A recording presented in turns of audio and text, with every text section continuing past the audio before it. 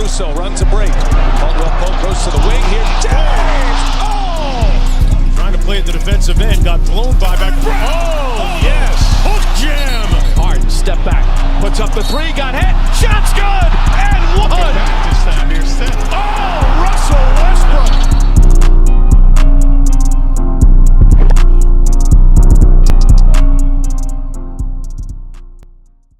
Let's go to another series, this is where I said the Mavericks and the Celtics, the Mavericks and the Clippers is the best series. This is the second best series, I think, in my opinion. The Jazz and the Nuggets.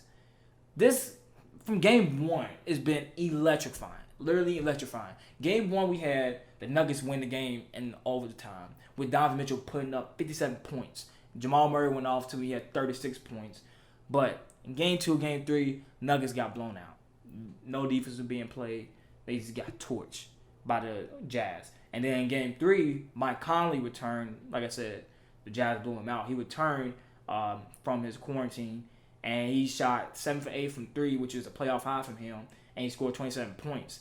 Now, keep in mind the Nuggets do not have Will Barton. Gary Harris is slowly but surely coming back, these are two integral pieces on their team.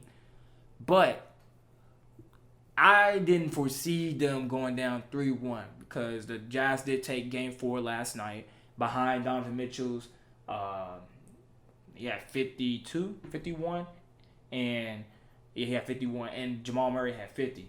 Both they became the first players in playoff history, for opponents to score 50 each, which is incredible. Now, like I said, I didn't see this team going down 3-1. I saw the Nuggets I thought they was going to win last night. I really did. I thought they was going to win last night, but it came down to the wire, and the Jazz and Donovan Mitchell just wasn't having it. They just was not having it. So, what does this mean? As they're down 3-1. Well, what would this mean for the team if they do lose this series? Granted, they are a 3 seed versus a 6 seed Jazz, who, on paper, you would think the Nuggets will be able to beat these guys. At least in my opinion. I think they are better. But I guess the Jazz just wanted more than these guys. That's what it looks like. It's like these guys just wanted more. The defense that the Nuggets are playing is obviously not effective enough. They literally have no answer for Donovan Mitchell. Literally, no answer for Donovan Mitchell. He's just been doing whatever he wants, scoring however he wants, easily. They've been surrounded by shooters. George Niang, who's been playing very well. Jordan Clarkson had 26 in one game. And they Jazz not playing without Bojan Bogdanovic. He's not there. So, I mean, if they lose this first round, what does this mean for the Nuggets? It means that, for one, like I said, they don't have all their pieces. 2, they are still relatively young, but there's only so much excuse because Donovan Mitchell is in his third year, and he's already done put out the Thunder his first year. He put out last year. Who did he play last season? Who did he play last season? I think he might have got put out the first. Nope, because he ended up facing the Rockets. No, they lost. He lost last year. Yeah. No. I don't know. I don't want to think too much about it right now. But Donovan's been proven in these past 3 seasons to be a good playoff player. So you can't just put age on it. This has to be some mentality within one of these guys to be that go-to guy to really carry and lift this team to just take him to the moon.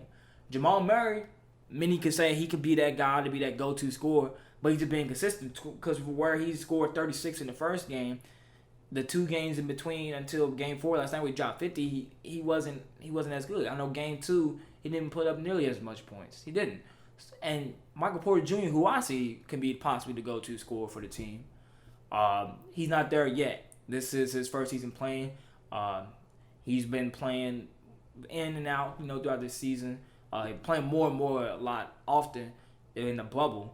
But I think with his height, I think it's his scoring ability. I think he'll be able to become that go-to guy next season, if not 2 seasons from now.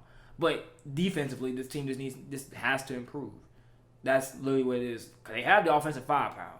They got it. With Jokic being the 7-foot center playmaker that he is, with Jamal Murray, granted he needs to be more consistent. Michael Porter Jr., who has some good games throughout this series. I think they just need to play better defense. They just need to be more consistent. Even Mike Malone even pointed it out. That's just been their weakness. They play better defense. So if they lose this first round, I just that because I always praise the Nuggets. I always just like the Nuggets. I think they just lose a little bit of credibility that a lot of people, including myself, give them because they just proven they just can't really get it done. After being eliminated last year in Game 7 in the Western Semis, the year before, I think they lost in the first round the year before. So it's like, what's it going to take for you all to take that next leap to become the guys that, meaning including myself, already think you already are? They just need to become better defensively and need to have that go-to scorer, which I think would be Michael Porter Jr.